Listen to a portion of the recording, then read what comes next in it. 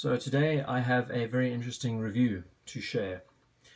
In the right corner we have a Steinhart Ocean 1 and on the left we have a Ginault Ocean Rover. I have seen a comparison of these two models, but I think that I have a few things I can add to clarify the similarities and differences between these two.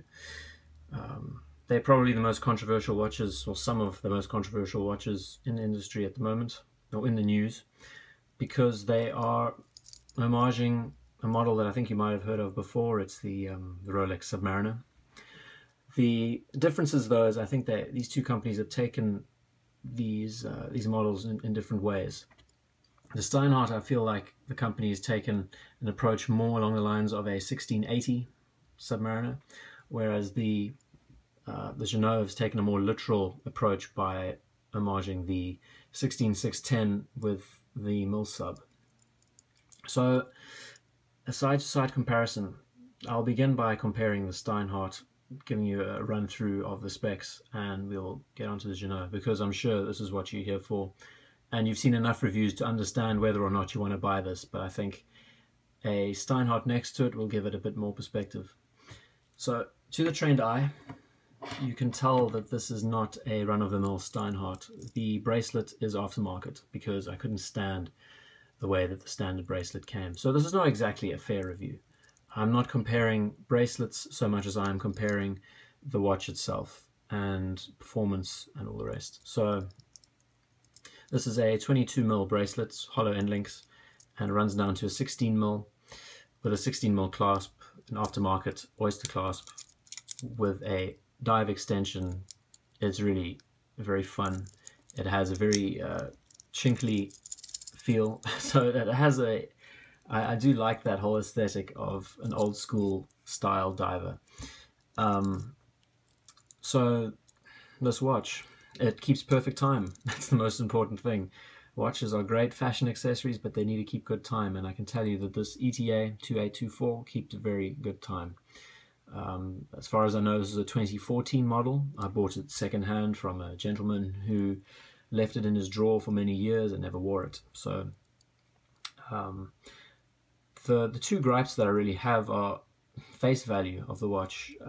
The bezel, ceramic bezel, it's ceramic, which is fantastic, really resistant to bangs and nicks and scrapes, but it's very reflective, and in certain lights it almost disappears. It actually goes entirely black. If it was under direct sunlight, you wouldn't see any of the indices. That's a problem when you are diving. I do use this watch very religiously as an everyday wearer. I hike, I swim, I go running, I mountain bike. So this watch has been through quite a lot. It's been through a lot of wars. And I'm using Ginault's cleaning cloth because it's the only one I have available. So it is a very robust, rigid watch to use, I can tell you that much. And the second gripe, if I turn it to the right, you will notice the anti-reflective coating. Now, it's a vanilla situation there because I don't like reflective coating on my watches. I find it very, especially with a watch like this, where we know that Rolexes don't have reflective coating. Having this blue suddenly jump in your face, and it is so blue that it almost blinds you. It's kind of irritating, whereas having it plain black looks a lot better. So if we switch over now to the watch that you all came here for, the Ginault, you can see me in the background there, which is very nice. It doesn't have AR coating, but anyway, let's get on to the Ginault comparing. So the reason why you would buy this watch is because it is incredibly made. I am an industrial designer, so my career revolves around design, aesthetics, manufacturing, and I love looking at the tolerances. And this thing, I cannot stop looking at the details. Again, I wasn't reviewing this watch for the Steinhart for the purpose of the bracelet, but this watch has to have its bracelet looked at because it is that perfect. Let me try and clean this a bit better, just so you can see it. Just that machining on that edge of that end link is incredible. It's so sharp that you can almost cut yourself looking at it. Talking about the bracelet itself, the polishing, the way it's polished on the sides and then rounded off on the edges to finish it off so that it's not sharp. It's also incredible. And of course, the clasp. This is what everyone wants. And I can tell you that this is what I would want too if I wanted a watch like this. Which I do, which I own anyway. I cut my nails. So, it is a fantastic deployment clasp. Just as good as a Rolex. I've handled many Submariners in the past, at dealers, friends, family, and I can tell you that this clasp is, bar none, the best I've ever seen. Glide lock is flawless. It works like a charm. It really is fantastic. And it feels like a bank vault when you close it, which is the most important part of owning something like this.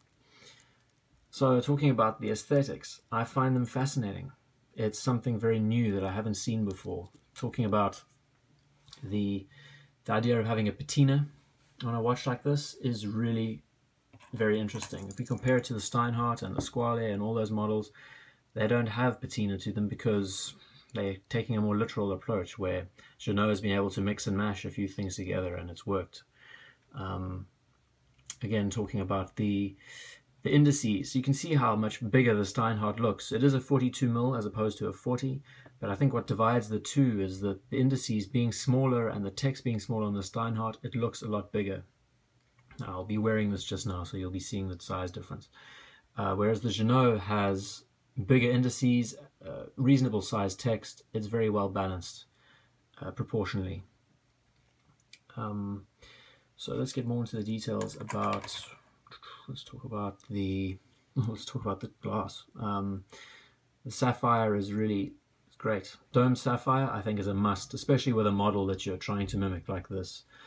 Talking about the dial. Now, I am with the others who have commented about the dial being too text heavy. I feel like there is way too much text needed in this. I feel like you could replace it with 2 lines of text. And if Ginault were in fact mirroring the milsub properly, what they could do is incorporate a G with a circle around it in the center, just under the second hand as it is there. Because that'll give a better feel to a model of that time, because they had a T in the original milsubs for tritium. And since this patina is trying to emulate aged tritium, I feel like it would be a nice added feature. Talking about the bezel, I feel like if Ginault had made it so that the bezel would be almost, this is very stiff because it's still very new, if they had made it so that you could rotate the bezel when it was being pushed down and only when it was being pushed down, I think it would be a more effective attempt of making a bezel. I find that since you can turn it both ways, whether you push it or whether you don't, I find it quite redundant. If it locked itself to a point where you couldn't turn it unless you pushed it down, it would be a more effective mechanism. And I think it'll be something they'll be perfecting in the future. But all of this, I can say the pictures don't do this thing justice. You need to hold it in your hands and you need to see it in the flesh to realize just how exquisite this piece of engineering is. And what I find so interesting is that from this step, they can really evolve the brand very well.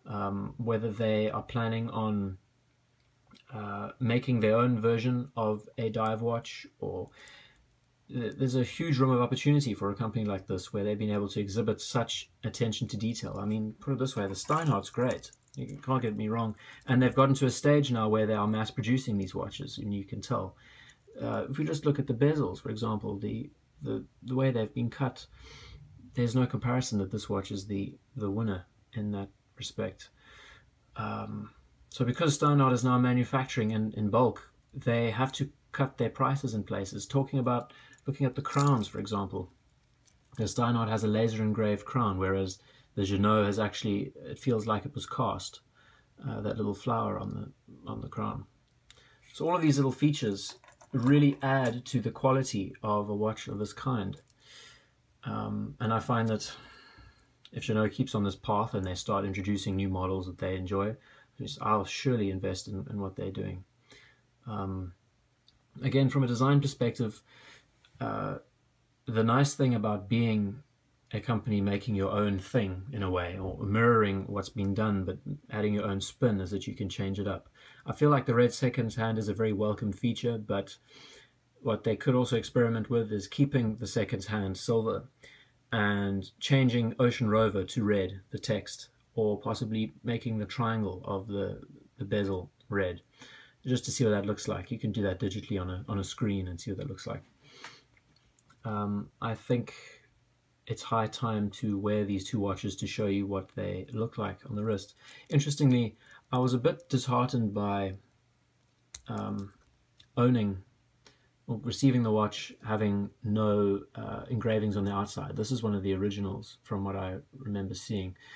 And the number 08 and 93 is pretty interesting how it turned up. Those are two very interesting years in my life. 1993 I was born, and 2008 was a year where my dad had a rebirth, you could say, a life-saving operation, bilateral lung transplant. So this is going to be a very interesting watch to have. It's I can tell you that I'm not going to get rid of it.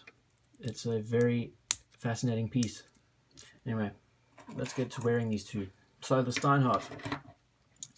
Again, this isn't a very fair comparison because this is not the original Steinhart bracelet. This is a aftermarket bracelet.